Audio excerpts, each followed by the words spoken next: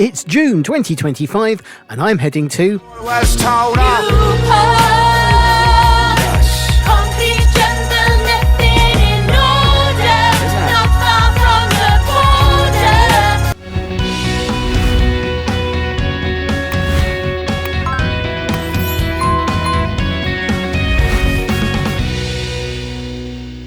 border. Located on the River Usk, close to its confluence of the Severn Estuary, 12 miles northeast of Cardiff, and just over 10 miles from the Severn Tunnel and bridges marking the border with England, Caernarfon, the third largest city in Wales, so not quite a small Welsh town, only gained its city status as part of Queen Elizabeth's Golden Jubilee celebrations in 2002, along with Preston, Stirling, Lisbon and Newry. The city's cathedral, the grand-sounding Cathedral Church of St Woolas, King and Confessor, also belies its late rise to importance, having been a simple parish church up until 1949, when it was elevated to become the seat of a bishop of the newly created, 1921 but religion moved slowly, Diocese of Monmouth. There's been a church on the site on the hill above the river since the 5th century, probably constructed in wood and rebuilt many, many times due to conflicts, but the current building dates, in parts, from just after the arrival of the Normans in the late 11th or early 12th century and rebuilding works in the 15th century. The church remained on a hill significantly outside of the city walls until the suburbanisation of Newport finally swallowed it up in the late 19th century. The churchyard is the location of the unmarked graves of many of those killed during the Chartist uprising that took place in Newport in 1839. Whilst it may not yet made its own Silver Jubilee for city status, Newport has a history stretching back at least into the Bronze Age, with fishermen settling around the fertile estuary of the River Usk. By the time the Romans made their way across Britain to reach the area, the land was under the control of the Silurum tribe, one of 4 that controlled the lands that roughly make up modern-day Wales.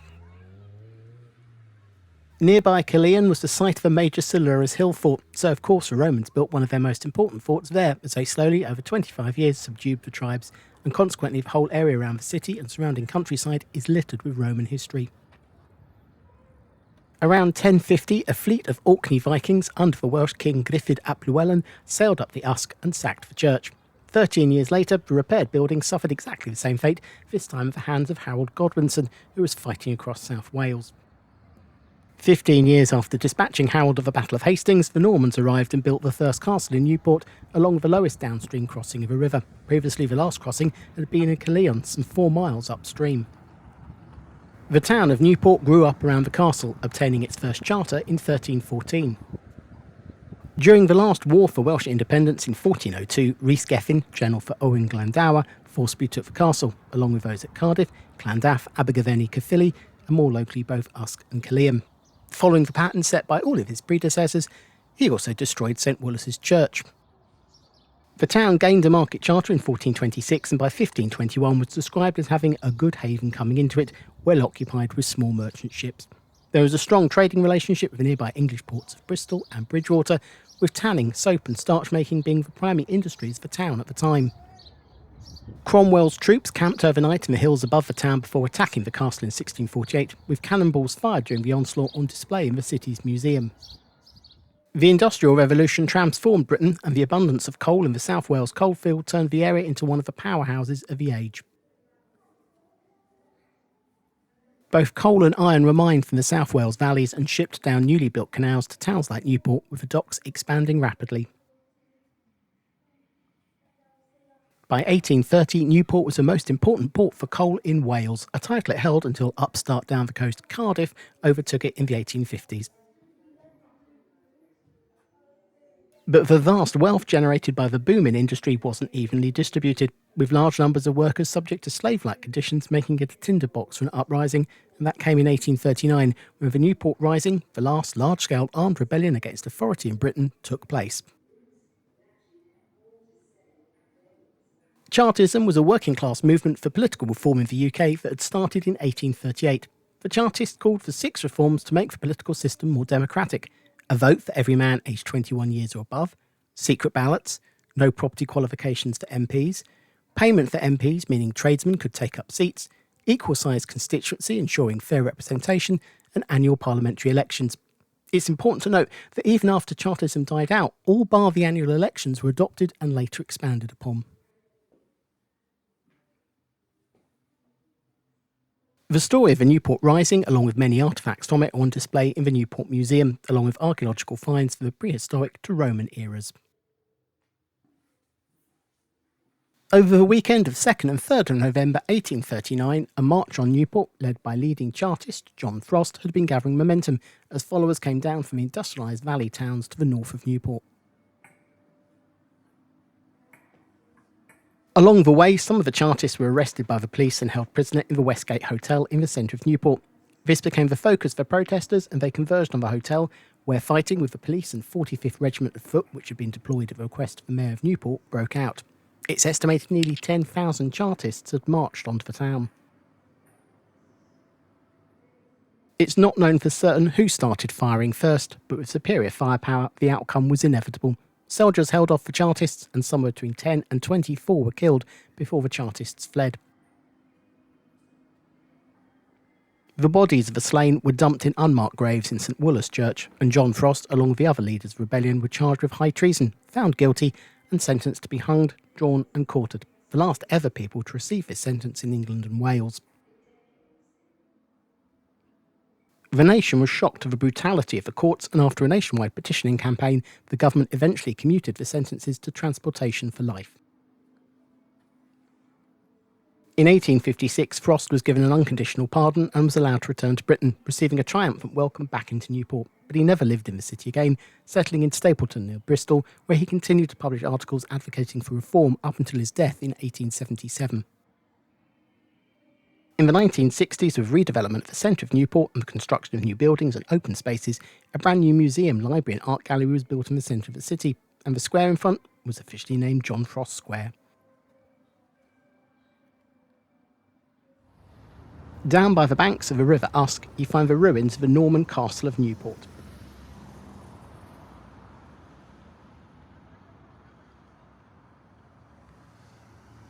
Originally built in the 1300s to control the river crossing and as offices for collecting rent from local tenants, the castle also served as a garrison for soldiers.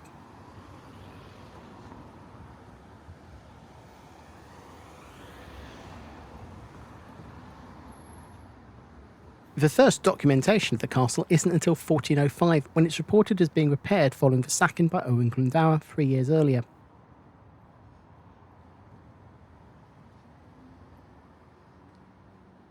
Never particularly well looked after, given that it was never really used as a residence, more just glorified medieval council offices, the castle was reported to be in a poor state when Henry VIII seized it in 1521.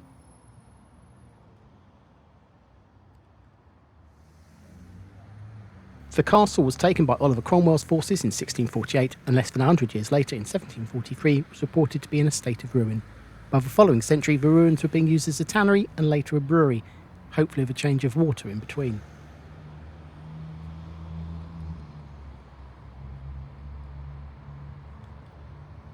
In 1891, the South Tower came into the ownership of Newport Council, with the rest being purchased of the town by Lord Tredegar in 1899. Works were carried out between the 1930s and 50s to refurbish the stonework and preserve what was left of the structure.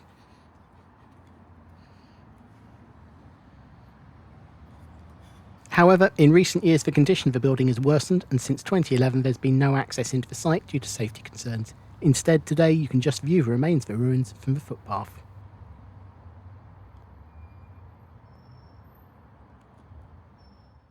4 very windy miles up the Usk, or 3 miles if you go inland by road, you reach the town of Caerleon. The town was the site of one of the most important hill forts controlled by the Silurians, the tribe of Celtic people who originally lived in this part of the country. Archaeological excavations in 2000 discovered that the fort was continuously inhabited from the 5th century BCE through until the arrival of the Romans and the construction of their fort, Isca Augusta, down on the river plain. Isca Augusta would originally have been a simple fort constructed out of wood, but over the years it's expanded into one of the most important Roman bases in Britain, occupied by the 2nd Legion, who'd taken part in the invasion of Britain under Emperor Claudius in 43 AD, from 75 to 300 AD, if not later, with evidence of the site being used by Romans up until 380. Over the time, the site expanded, the basic fort building being rebuilt in stone, and then amenities and services that any Roman soldier would expect being added, including a baths and an amphitheatre. The Roman baths were a large complex with only a small part visible today, all undercover, including the open-air swimming pool that would originally have been part of the complex. beyond the long swimming pool and inside the original building are remains of Frigidarium, Tepidarium and Culdarium. The fort was laid out to the standard playing card format of most Roman forts, and in the northwestern corner of the site, one of the former barrack blocks of the fort has been uncovered. Across the whole of the site, there would have been around 5,000 soldiers when everyone was on base, and this would have been one of a couple of barrack blocks situated within the fortification. Over the centuries of use, the barrack blocks would have been updated, repaired, rebuilt and modernised. The frontmost foundations, so where the first stone barracks would have been erected shortly after the fort's founding, with the blocks behind showing how the foundations would have been built up over the years. Perhaps the most important structure on the site, and actually located just to the southwest of the outer walls of the fort, is the Amphitheatre, the most complete Roman amphitheatre ever uncovered in Britain. Construction on the amphitheatre would have started soon after the creation of the fort, and its believed works were completed around 80 AD, which means it opened around the same time as the slightly larger Colosseum in Rome. Excavations have revealed that the amphitheatre was rebuilt on a couple of occasions, with the first iteration being destroyed by fire early in the 2nd century, and a second version being erected around 138, though that only lasted 60 years before it too was destroyed. The third and final version of the amphitheatre, and the one whose ruins stand today, was constructed around 196 or 197. The building remained in use for the rest of the time the Roman army was stationed in Isca Augusta, but fell into disuse around the middle of the 4th century, the same time the Caerleon fortress and Britain itself were evacuated by the Roman army. The latest coin uncovered in the site is from the period of Valens, 364 to 378, giving a relatively definitive time frame for when the site was abandoned. The arena is oval in shape with 2 main sloped entrances leading down onto the arena floor and 6 side entrances with steps down to the arena level. It's believed that at its height the amphitheatre would have had capacity for around 6,000 and alongside gladiatorial entertainment would have been used for parades, displays and exercises by the garrison. The site reportedly drains quickly when it rains, and there is speculation that, like its bigger Roman brother, it may have been possible to fill the base of the arena with water to stage mock sea battles, though there is no clear evidence for this. Because of its rounded form, prior to its excavation, the area was known to locals as King Arthur's Round Table, but there is no known connection to the legend. Initial investigations in 1909 showed the potential for a full-scale excavation of the structure, which eventually began in 1926. Today, the arena, along with the barracks and the baths, are in the care of Cadw, the Welsh Government Historic Environment Service, the equivalent of Historic Scotland or English Heritage. In fact, the only site in the town that isn't under the care of Cadw is the National Roman Legion Museum, which, and the hints in the name, is part of the National Museum Wales. The museum is located pretty much in the centre of Isca Augusta, on what would have been the Via Principalis. Exhibits include not just artefacts from Caerleon, but also from Roman finds in nearby Usk, known as Burium to Romans, and from the wider region. There's a lot packed into the small museum space, with pottery and glass finds, altars and tombstones, statue and columns, as well as smaller finds including remains of a nearly 2,000-year-old Roman soldier's helmet on display next to a modern recreation to show what 2 millennia of ageing can do to metal. The display of gemstones is actually historic lost property, with them all having been recovered from the drains of Roman baths, having been lost by bathers over 200 years of use.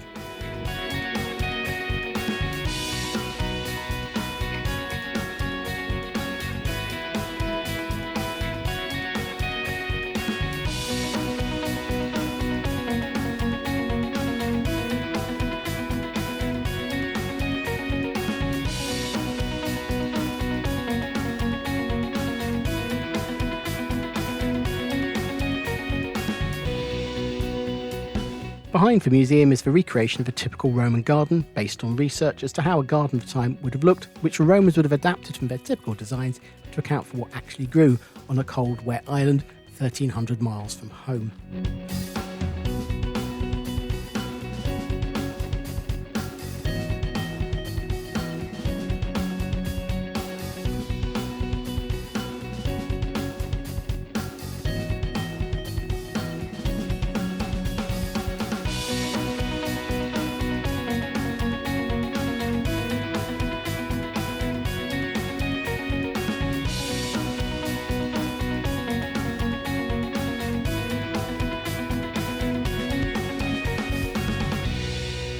Eight miles due east of the centre of Isca Augusta, you hit the centre of another Roman site, Venta Silurum, today in the middle of the village of Caerwent.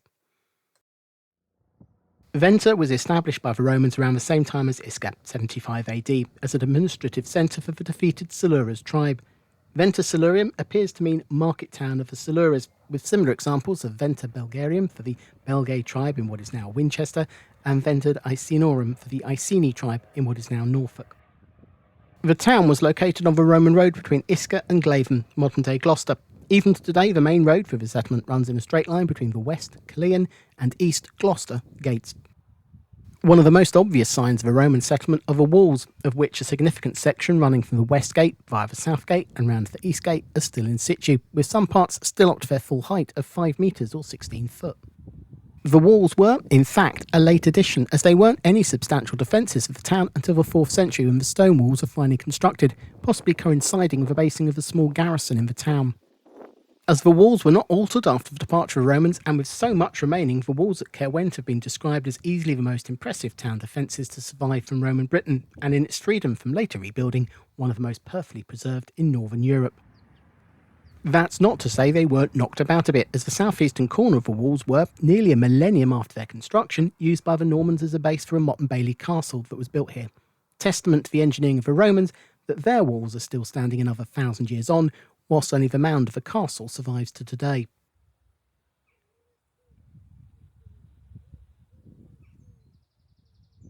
Modern houses have been built on about half of the site of Venta, but many of the key Roman buildings of the time are still visible, including a temple, possibly dedicated to both Mars and the Celtic god Ocelos.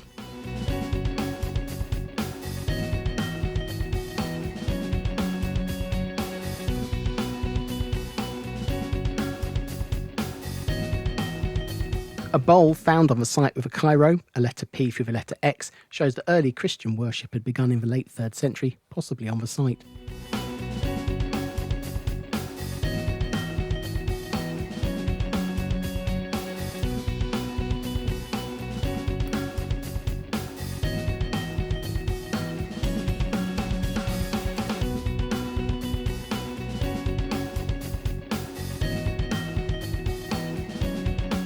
Next, the temple are the remains of the forum and possibly basilica of the town. The forum and basilica would have been amongst the first buildings to have been constructed. By the early 2nd century, during the reign of Hadrian, he of walls, the civitas, or local council, had begun construction work on a marketplace and developing the centre of local government. Public baths and shops, including a blacksmith's, were built around the same time, and excavations across the site revealed remains of farms and dwellings, some with courtyards, such as the large house located to the northwest corner of the site, which has been uncovered in full. The rudimentary quality of most of the houses, few of which had mosaics or hypocaust heated floors, indicated that despite being a large settlement, Venta did not attain the same level of importance or sophistication of other Romano-British tribal capitals. The town continued to be occupied until at least the mid-5th century, long after the withdrawal of Roman legions from Britain. The name Venta eventually gave its name to the emerging Kingdom of Gwent, originally the Kingdom of Gwenta, and from that, the back formation of the modern settlement name of Caerwent, or the Fort of Gwent, is believed to have been derived.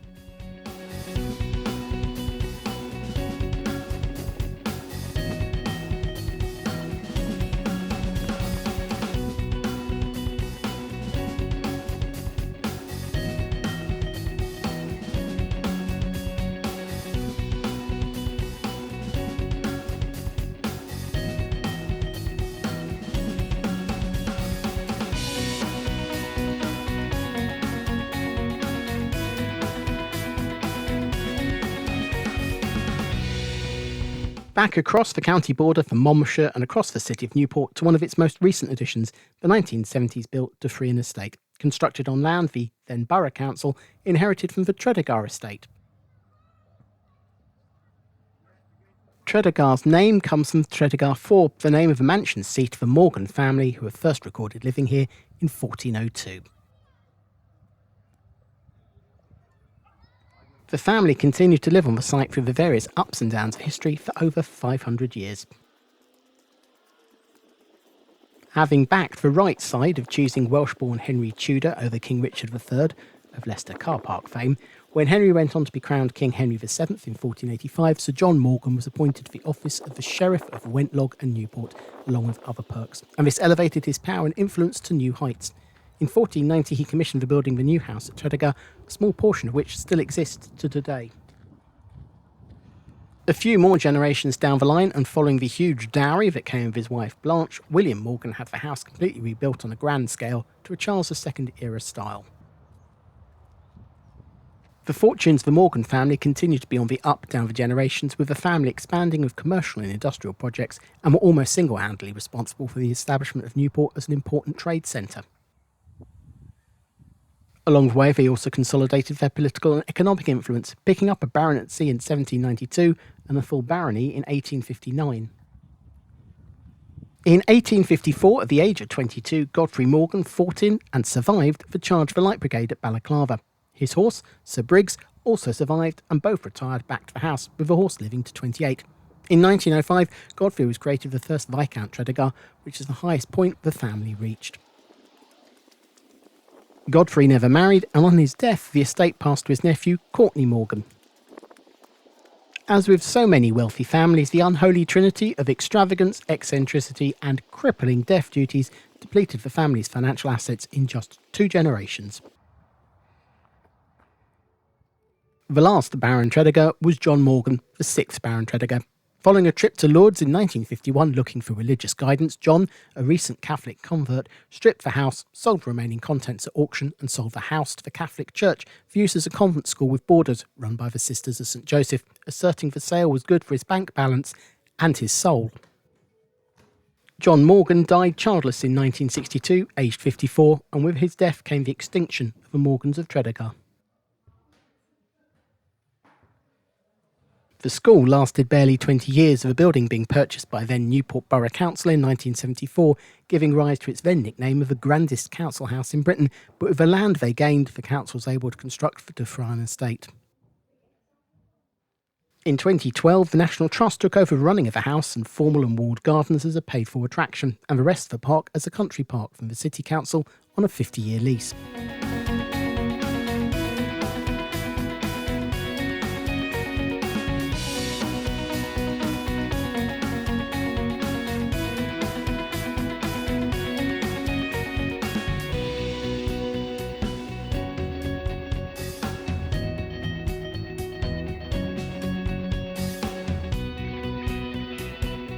Today, the ground and first floor of the houses are open to look around and show the building at various stages during its life, from the grand rooms when it was first constructed to the smaller bedrooms in use in the final years of the Morgans, to the rooms as they would have looked when they were used as classrooms. And down on the ground floor, it's also still possible to see the small part of that original Tudor house.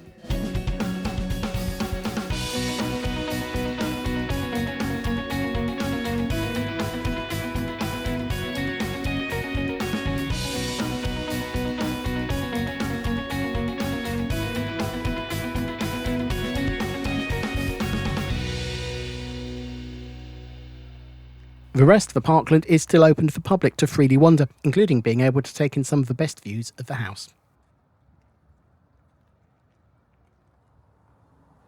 With nearly 90 acres of parkland, the large Tredegar Lake and the vast expanse of grass are popular with locals and visitors alike.